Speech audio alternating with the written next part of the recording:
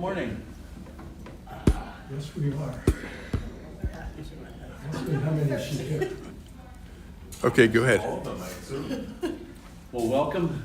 I'm Lee Barrett from the School of Theology of Moravian University, formerly known as Lancaster Theological Seminary, where I teach theology. And this is a series on religion and the American Revolution. And my thesis is that religion did play a major role in motivating and sustaining the American Revolution, but that is seldom recognized because no taxation without representation gets all the glamour and the attention. Today, we're going to look at the ways in which distaste for an established religion played a part in creating the American Revolution, in that many folk were afraid that Great Britain was going to establish a religion in the colonies.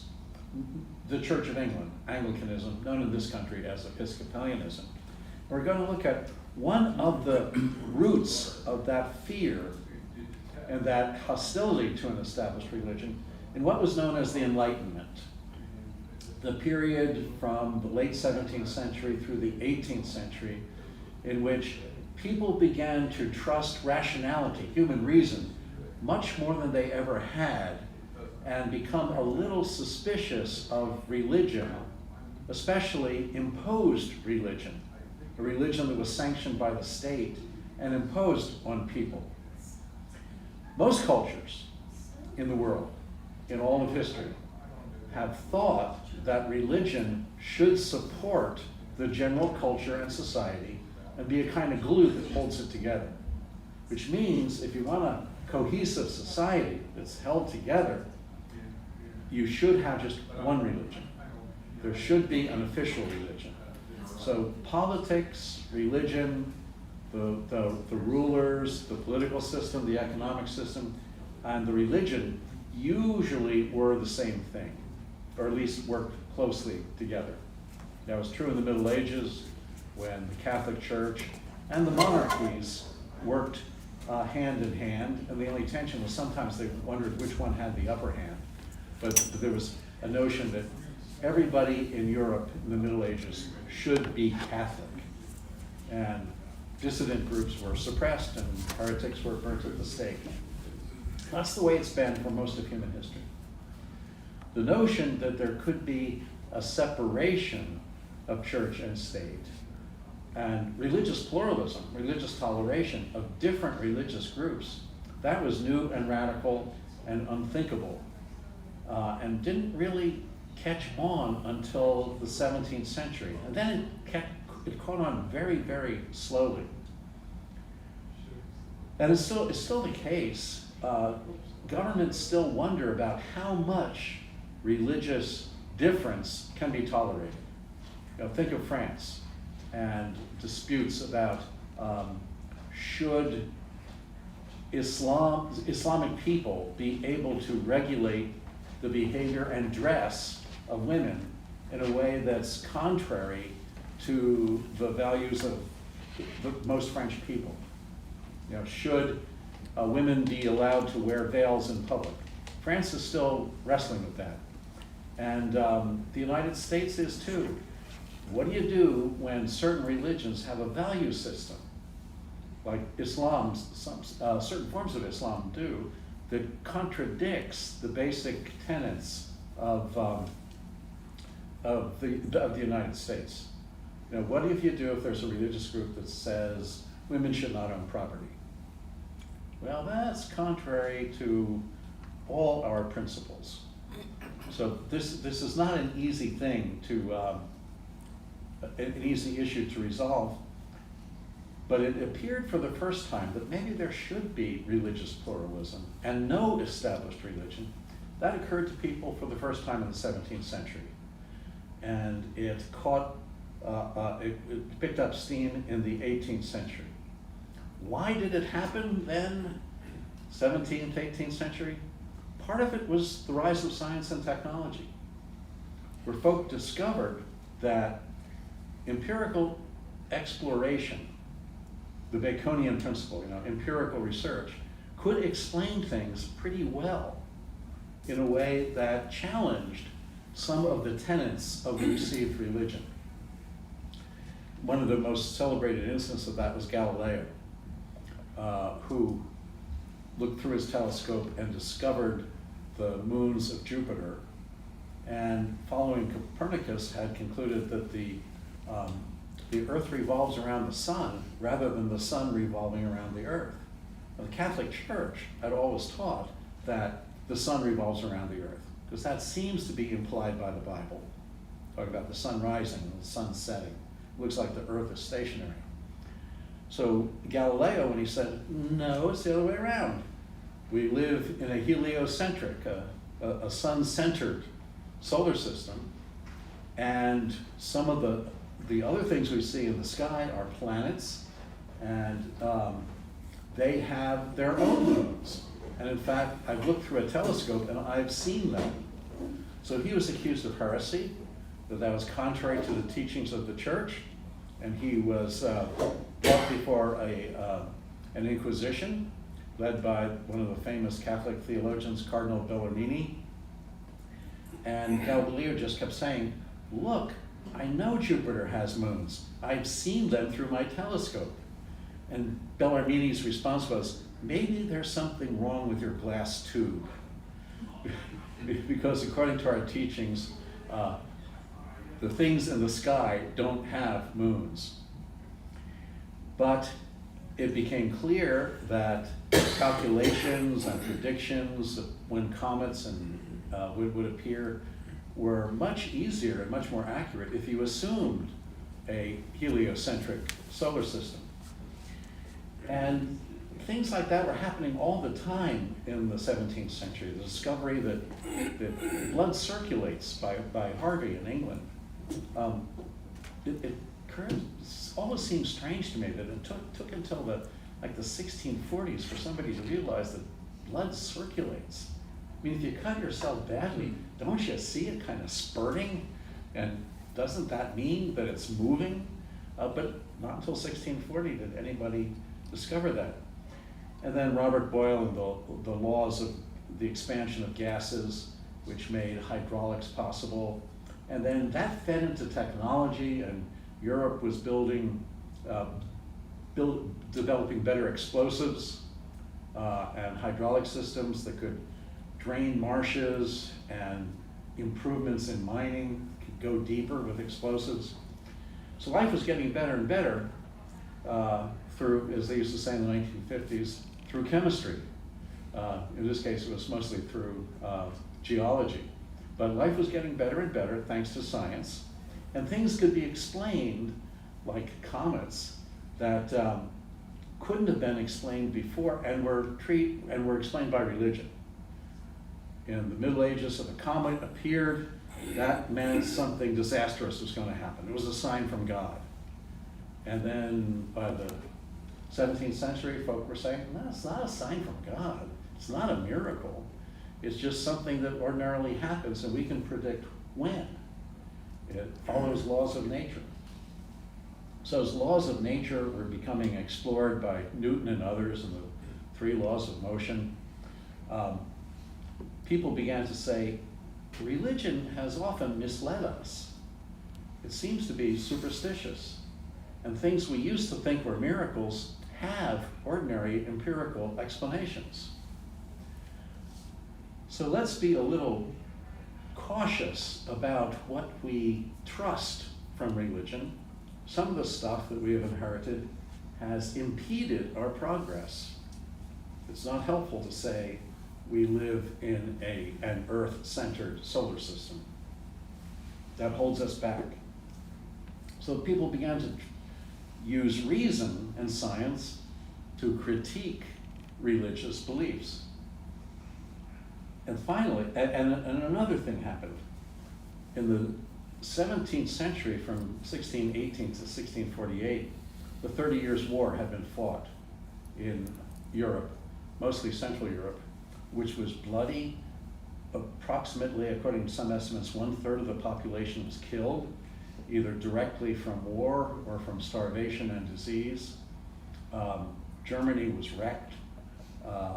And the war was partly a religious war between Protestants and Catholics, fought over such issues as, is Christ present in the universe bodily or only spiritually, or do we just remember Christ? And people were willing to kill each other over that. The Catholics said physically, transubstantiation. The Protestants said no, it's either spiritually present or it's a memorial service.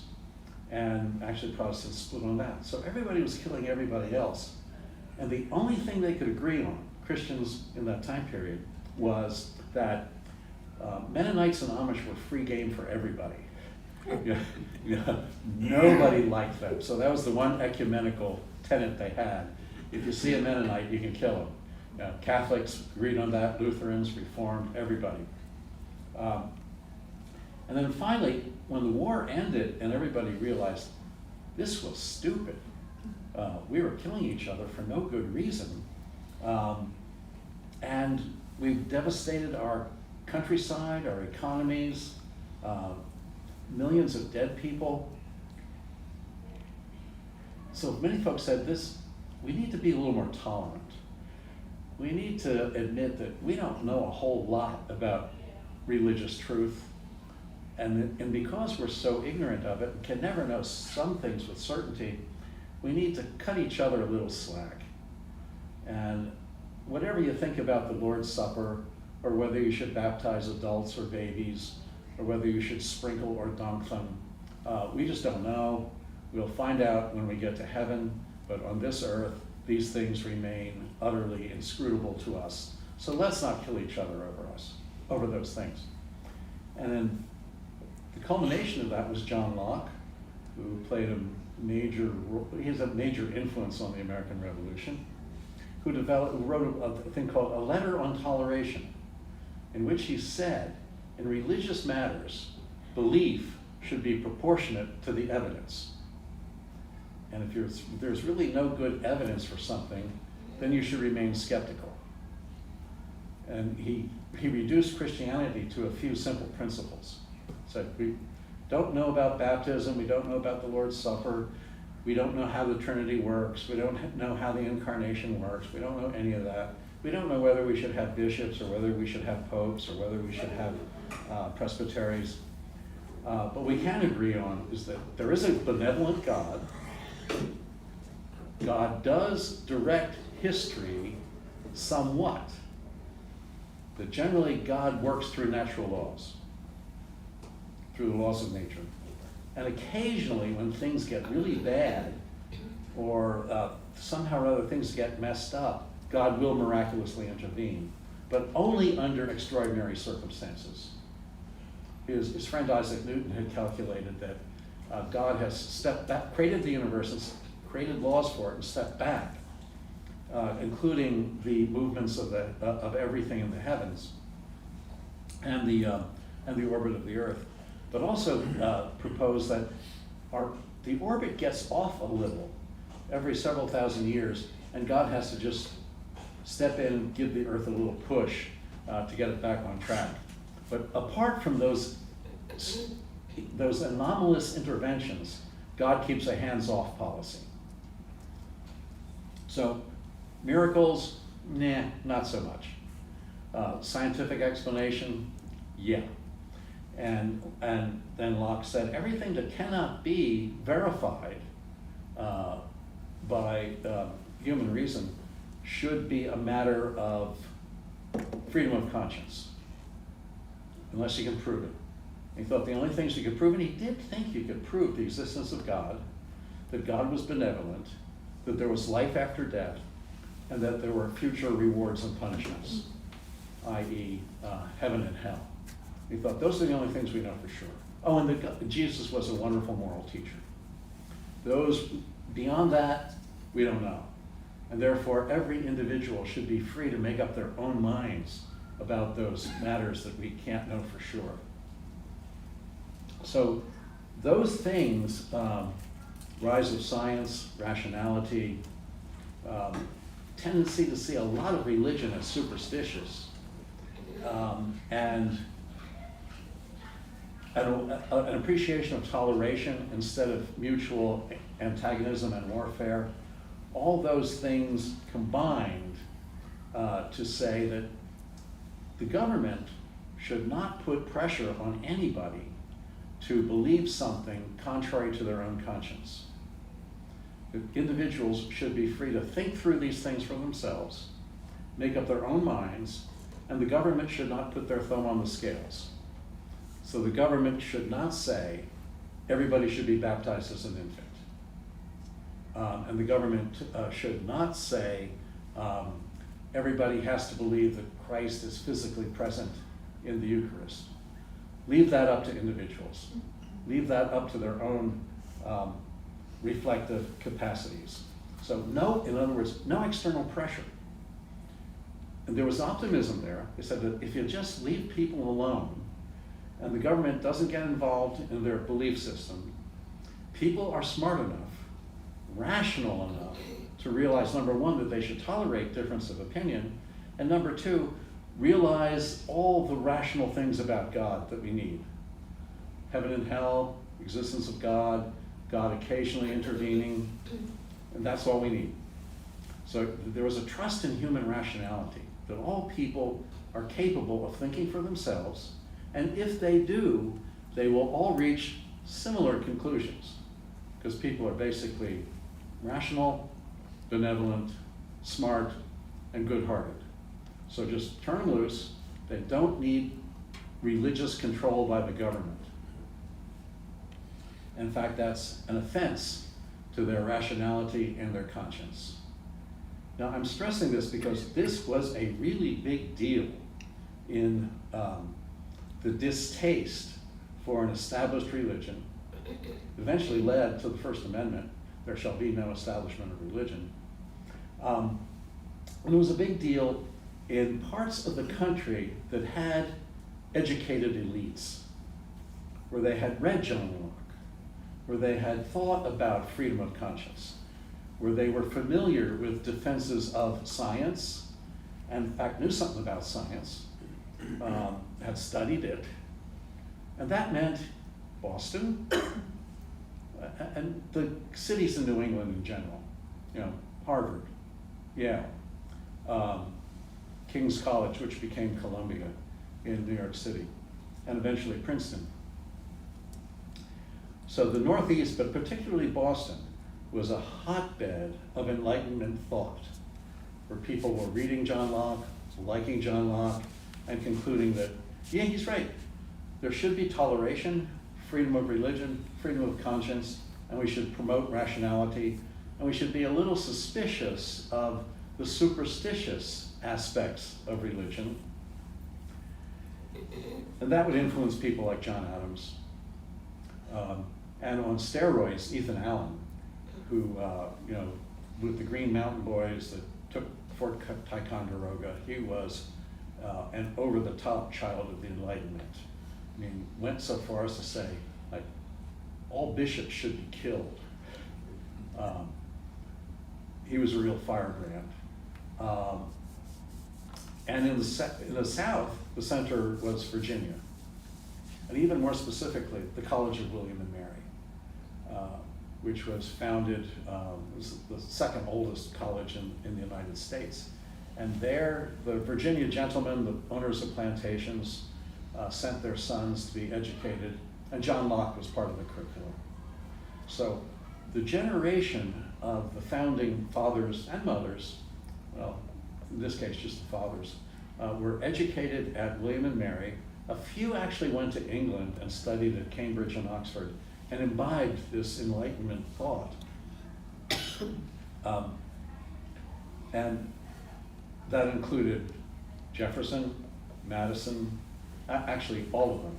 The only one who didn't go to William and Mary was George Washington, but all his friends had, so he picked it up by osmosis. So you had the Virginia elite, graduates of William and Mary, all familiar with John Locke, toleration, rationality, no state control of religion. And then the same thing going on in Boston, So those two groups were able to form an alliance, a very powerful alliance. And as a footnote to this, to further complicate the story, they picked up as their allies the people from the Great Awakening, the revivalists, most of whom, or many of whom, were leaving the established religions of the colonies and creating their own independent denominations and congregations, like the Baptists. And they said, well, we don't want state control because the state doesn't like us. And so, strangely, the evangelicals, the revivalists, and the Enlightenment people formed an alliance. It was particularly strong in Virginia, where Jefferson, for example, negotiated with the Baptists all the time. He actually said in his letters, I really don't like them because they're weird. They get excited. They're not rational. They're really emotional, and they seem to believe fundamentalist things. And I'm a person of reason, but we agree no state control of religion. So I'm willing to do business with the Baptists, even though I think they're fanatics, and they think I'm a heretic and an atheist and a pagan, but we're agreed on this. I want to repeat that in the colonies, there were established religions, but it went colony by colony. Virginia, South Carolina, North Carolina, Georgia were Episcopalian, which meant that if you didn't want to be Episcopalian, you still had to pay taxes, and part of your tax went to pay the Episcopal clergy, whether you wanted to or not. And how would you like that? If you knew that your tax dollars was going to support, let's say, Episcopalians, and you got nothing. It was a nice deal if you were Episcopalian. You didn't have to really have a capital campaign or annual campaign, just wait for the tax dollars to roll in from the government. And you were fined if you didn't go to an Episcopal church, and you couldn't hold public office, and sometimes you couldn't vote in some places if you weren't Episcopalian. That was the South. I think I may have mentioned that. There's still in Virginia a vestige of that, where if you're an Episcopalian, you can stand up in public with an alcoholic beverage in your hand, but if you're not, you have to sit down.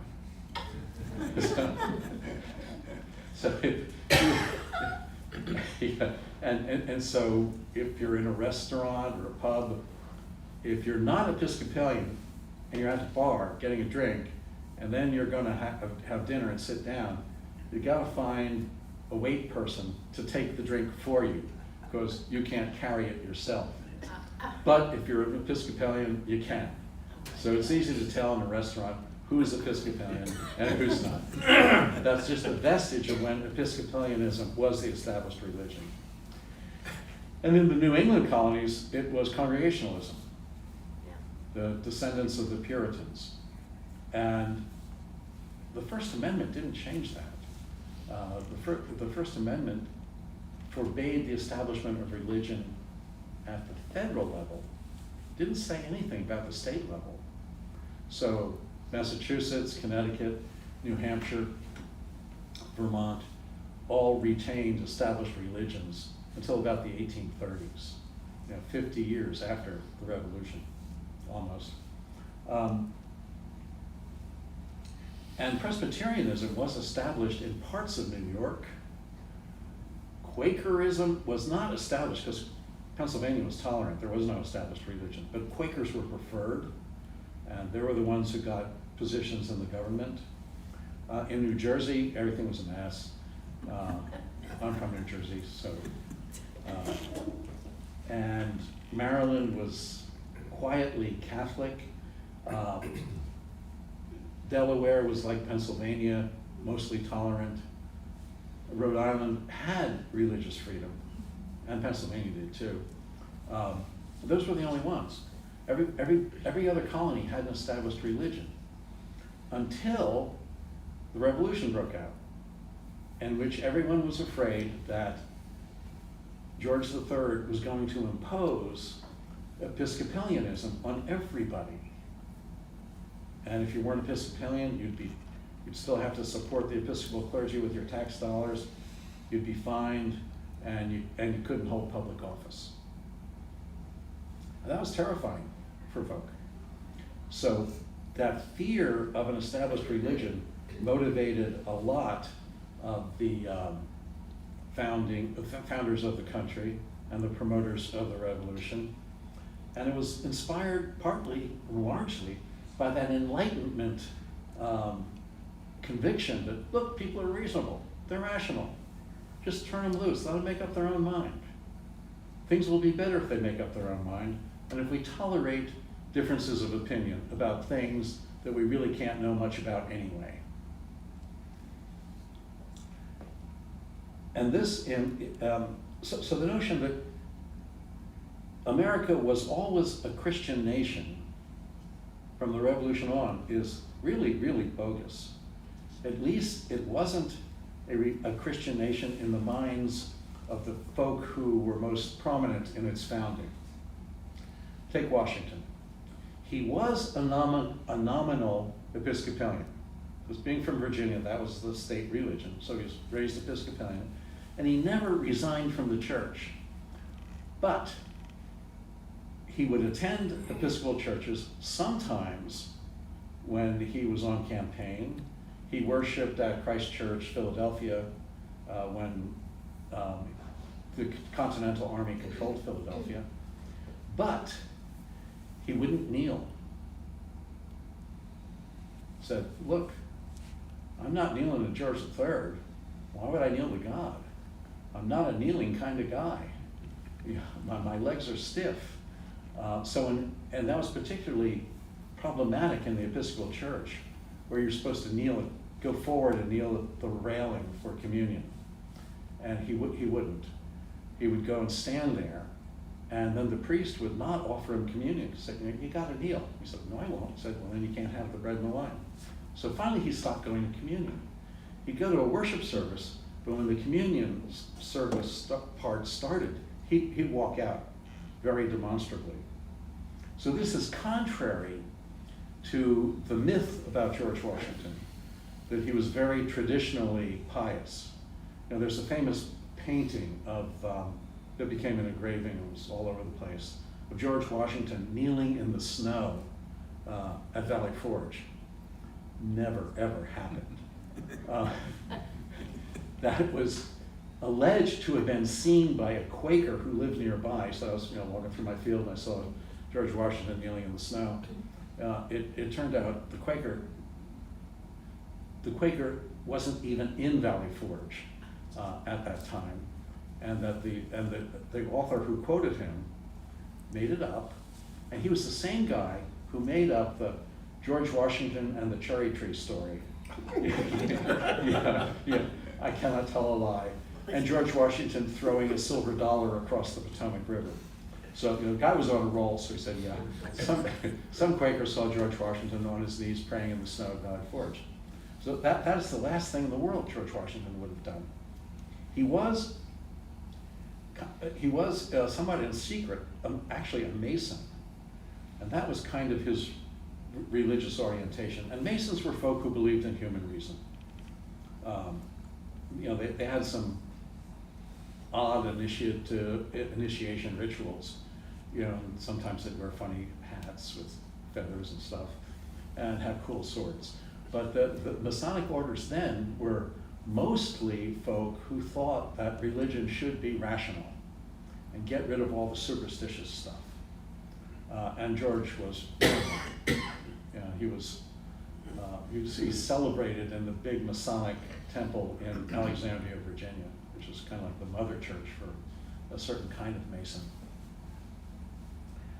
And he declared that he believed very few Christian doctrines, just the existence of God, the providence of God, life after death, and future rewards and punishments. He had the standard list. He said, that's what I really believe, but I'm going to go to church in public because it's good for the people. So don't want the ordinary folk to think that we are becoming unreligious, because then they might become immoral and chaotic. So I'll go to church in public. I won't kneel. I won't receive communion, but I'll show up every once in a while in an Episcopal church. Now Jefferson was even more flamboyant in his dislike of organized religion. He also was a nominal Episcopalian. He never left the church, but he almost never attended. On his tombstone, what he wanted engraved was that the three things he was proud of was the Virginia Statute of Religious Freedom, which he engineered when he was governor of Virginia, the founding of the University of Virginia, and the Declaration of Independence. He didn't even mention that he had been president of the United States or a primary player in the alliance with France that helped win the American Revolution. That wasn't important to him. And those three things had one thing in common: the University of Virginia, the Statute of Religious Freedom, and UVA.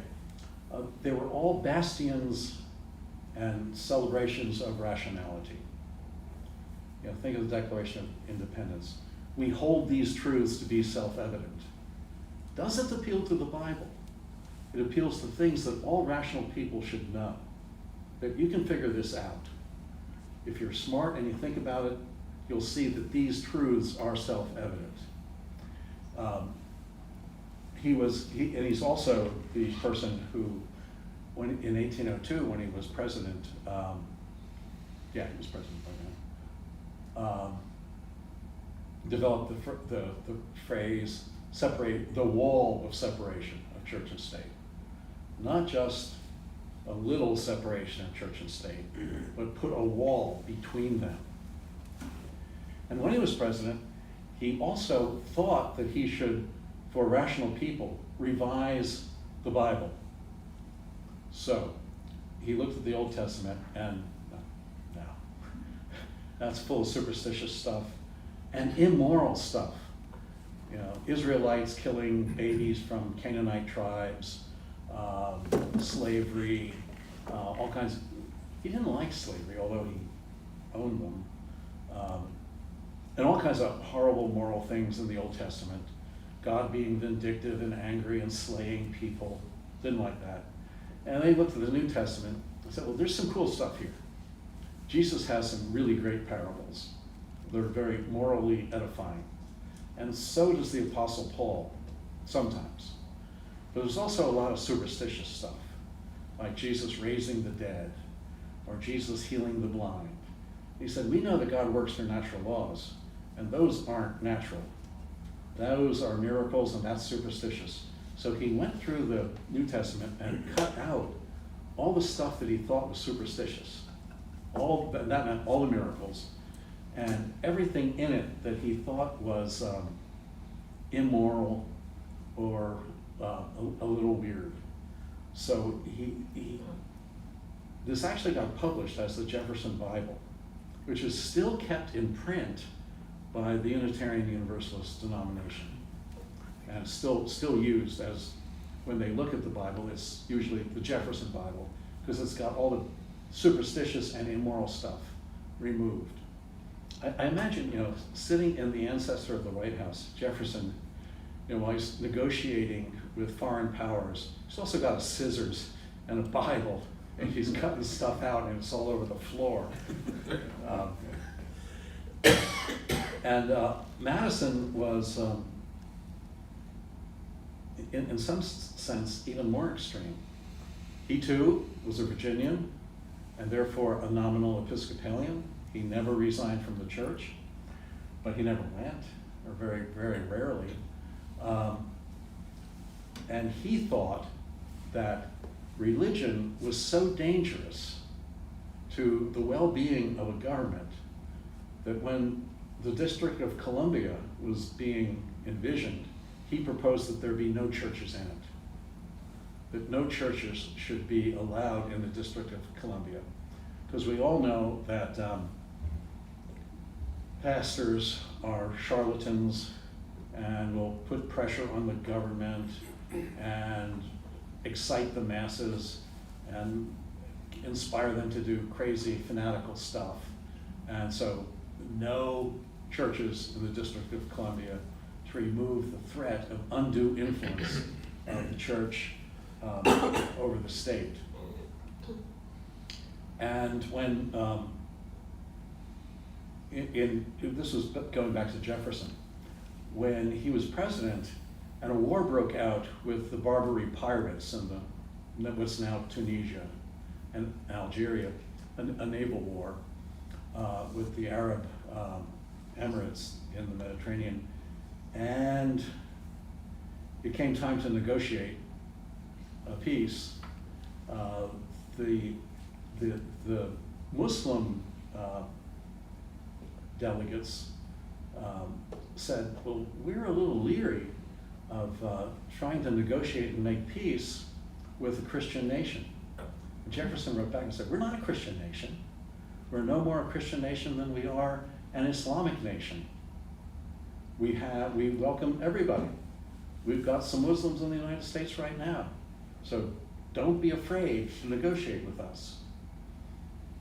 So there was an explicit denial that we were a Christian nation. So to summarize all this, the general consensus of the founding generation was, for the sake of religion and for the sake of the government, the two should be kept separate. For the sake of religion, because a religion that's coerced by the government is not genuine. That violates freedom of conscience. If you don't freely and rationally choose your religion and what you're going to believe, then it's not sincere. So for the sake of religion, keep the government out of it. And for the sake of the government, keep religion out. Because all those religious types are fanatical, they're imperialistic, they'll try to impose their religion on everybody. So for the sake of civic harmony and peace, let's keep the two separate. And in fact, let's build a wall in between them. So that may have been one of the most profound motivations for the American Revolution, at least in the minds of its leaders, who were the enlightened people, the educated people at the time, who had imbibed John Locke and appreciated rationality and toleration, and were afraid of religious fanaticism. I'm not sure how widespread that was in the middle class or the lower classes, but it was certainly dominant in the upper class that were the brains behind the American Revolution. So, what I'd like to do now is just invite observations, questions. Yeah. You mentioned several Virginian nominal Episcopalians, but you didn't say anything about John Adams and come from the Puritan background of New England. Yeah. Where was he in all this? Yeah, he was in there. There was a time in which Puritanism was undergoing a change, because the Puritans had always said people should be free to read the Bible for themselves. In fact, that's why they wanted education. That's why they wanted colleges and universities. Everybody should read the Bible for themselves and make up their own mind.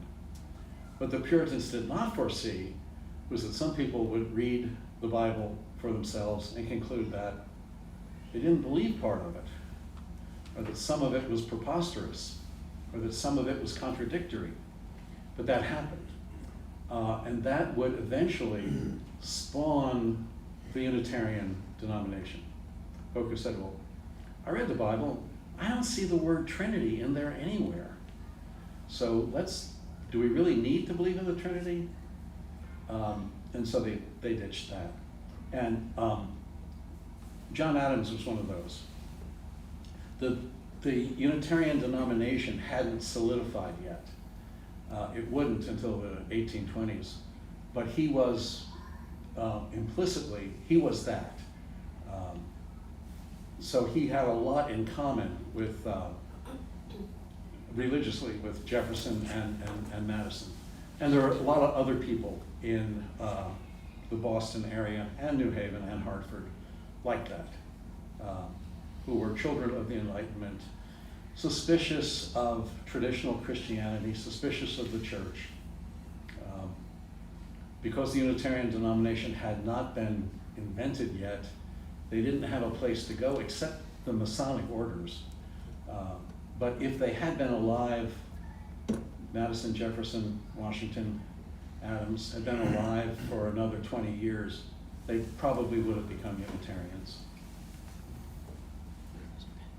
What is it, why have the Mennonites, and particularly the Amish, always been on the outside?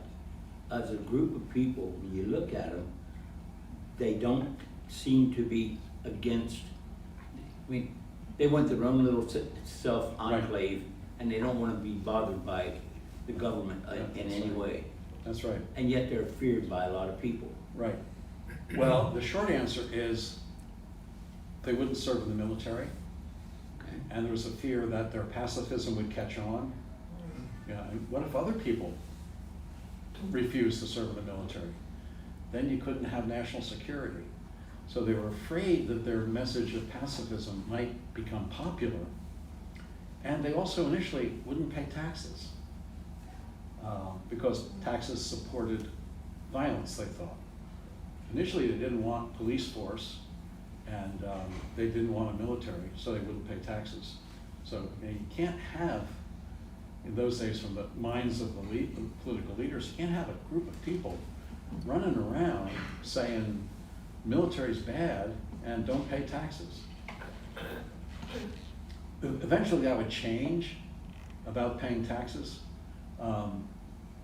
or having a police force, because many of the Amish and Mennonites now do want a police force. They don't want to serve in it. But their attitude is, if other people want to, that's fine, because they can protect us. It was like I had an Amish friend I would see at antique auctions, who would come up to me and say, you know, I hear there's another auction 10 miles away, could you give me a ride there? And I said, ride? You mean like in a car? He said, yeah. I said, don't you think automobiles are sinful? He said, yeah. I said, well, I'm not understanding your request. He said, look, if you want to sin, that's your business. You know, I can benefit from it. So if you want to have a police force, fine. I just don't want to be a policeman. Yeah. But, okay, I think the words that were used worked at the time only because our definition of religion was basically founded in Christianity. Where the world has taken the definition of religion is a whole different place. And I don't think the founders even contemplated anything other than a belief in the summary of the law, if you will. Mm-hmm. Okay? Mm-hmm. That everybody's held on to the summary of the law. Even they may differ on how we do this, but the summary of the law was still held by everybody that they were defining as religions. No, I think that's right. The general assumption that religion meant Christianity. So when they were being tolerant, they were thinking, we're going to be tolerant of Protestants, every kind of Protestant, and Catholics. And often they would throw in Jews, because there were Jews particularly in Newport, Rhode Island, and in Philadelphia, and in parts of the South, actually. And many of them helped finance the American Revolution. So they wanted to make sure that Jews were tolerated. Were they thinking of Hindus and Muslims?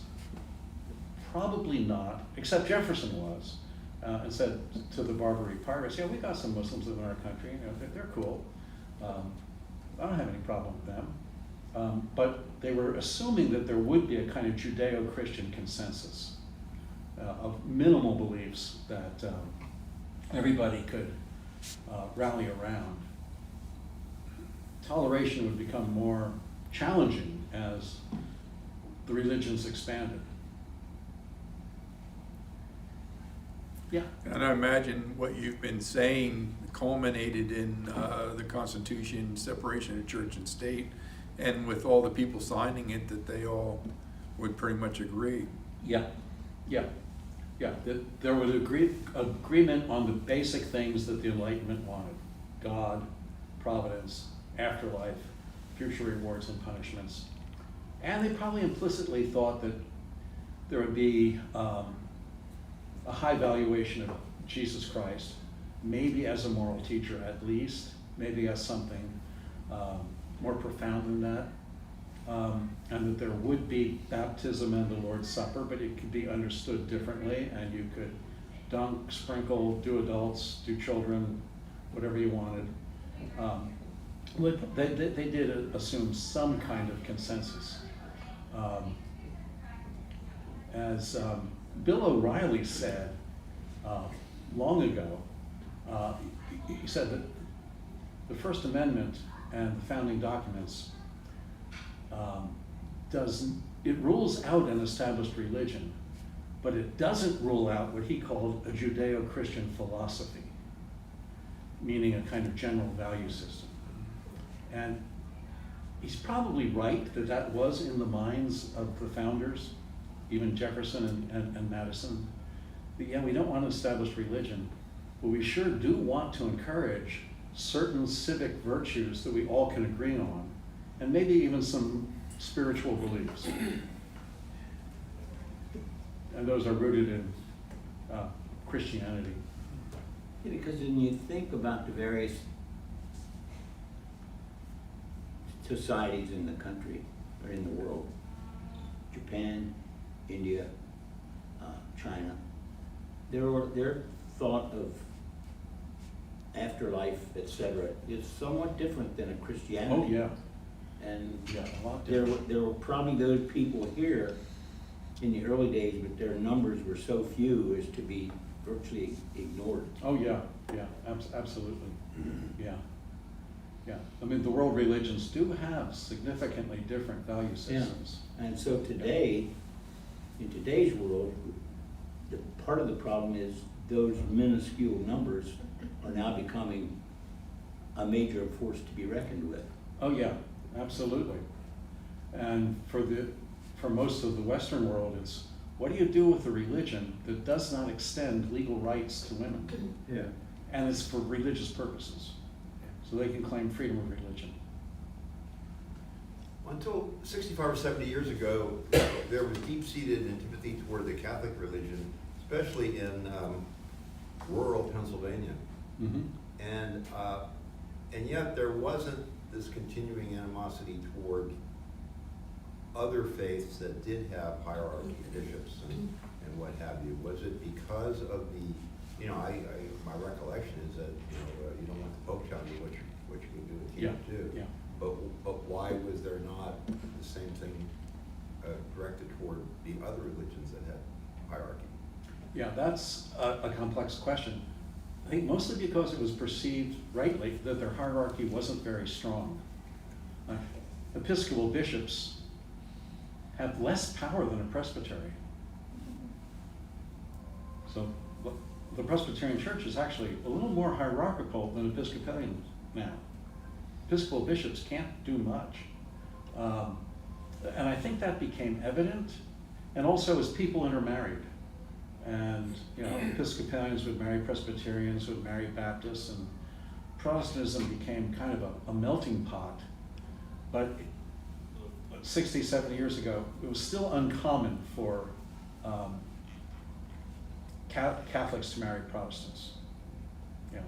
Presbyterians marrying Episcopalians, no big deal. Presbyterian marrying a Catholic, yeah, that's a big deal. That's changed. But that was in place and was still a factor in John F. Kennedy's campaign. One of the things you brought up early was the fear of the establishment of a bishop. I think it was an Anglican bishop being an initiating event, which to me, and part of the conflict, at least in my mind, with the Catholic Church, is the same thing. It becomes a question of who's in charge, right? If you have freedom of religion everywhere, you've kind of done a divide and conquer, because no one is going to have much power, and the government can more easily control 100 than they can another one strong one. And so the war starts being a question of who has power. Yeah. Yeah, that's right. And that your remark made me think of something I should have said earlier. Another primary reason why there's no established religion at the federal level is nobody could figure out what it would be. Because each of the colonies either had no established religion, like Pennsylvania and Rhode Island, or in the South it was Episcopalianism, and in the Northeast it was Congregationalism, and in the Middle Atlantic it was a mixture of Dutch Reformed, Presbyterian. So what religion would they pick to be the established one? If they said, well, we'll go with the South, and it would be Episcopalianism. But no, then you'd lose the whole North. If you went with, well, it's New England's Congregationalist, so we'll go with that, then you'd lose the South. So at the federal level, they knew they couldn't have an established religion. And the only thing they could do was say, pretty much anything goes. So there was a pragmatic political consideration for disestablishment. During the Revolution, you had about 7 years of two armies in the field. What was the religious practices of the competing armies? Of the Continental armies? The Continental Army and the British Army. Oh, yeah, the British Army's easy. Easier than the Continental Army. Anglicanism was required of all the officers. Couldn't be an officer in the British Army unless you were what we call Episcopalian. And most of the troops were too, except the Scots, who were ferocious fighters and Presbyterians. So they were given a special dispensation. You know, you can have your own chaplains. You can worship publicly. You don't have to pretend to be Episcopalian. We know you're Presbyterian, so you can do that. You can have bagpipes and drink scotch, and the whole 9 yards. And the officers too. Yes. Just keep fighting for us. Right. Yeah. They drew the line with Catholic. The other group that was very belligerent and made very good soldiers were Catholic Irish. And those they allowed in as long as they didn't flaunt their Catholicism in anybody's face. So, so don't have masses in public. Go in a private tent. Maybe you can have a priest in disguise do a mass, but don't do it in public. Fly under the radar. Don't tell anybody. And it was so like, don't ask, don't tell. Because they did want troops, and the Scots and the Irish were some of the best. Now the Continental Army, every group in the army was responsible for its own religious well-being. So Presbyterians would get together, Presbyterian troops, and have a Presbyterian chaplain. And the same with Episcopalians, same with Congregationalists, the same with the Baptists. So that was more of a hodgepodge. There were times in which everybody was required to pray together. Often they were called days of prayer and fasting, which usually happened when something went wrong. After the Battle of Brandywine and the Continental Army had to retreat. They said, well, we must have done something bad because God's punishing us. So let's have the whole army get together and pray for forgiveness. And sometimes prayer of celebration, like after Saratoga. But those were rare when all different religious groups would get together and pray. Are you aware of any organized religion having its own brigades during the Revolutionary War, raising its own troops and keeping them within a organized brigade. Yeah, de facto. In fact, much of that was done by Presbyterians and Presbyterian pastors, like from around here, like the Paxton boys, which was your sister congregation for a while, where like a whole couple of towns would and congregations would all enlist, and so then they'd show up. Often, like when Boston was being besieged at the beginning of the war, all the young men from an area, let's say they were mostly Presbyterian, would march to Boston. They'd get there, find Washington, and say, "We want to enlist." And he said, "Well, fine. Why don't you guys stay together? You can be your own brigade. You know each other. You'll support each other. So this will be good." And that happened in a lot of places. What was Ben Franklin doing at this time as a founding father? What influenced it? And what's going on with him? Well, thank you. I forgot Franklin. Yeah. He was the Enlightenment on steroids. I mean, he was the guy who said, let's investigate lightning.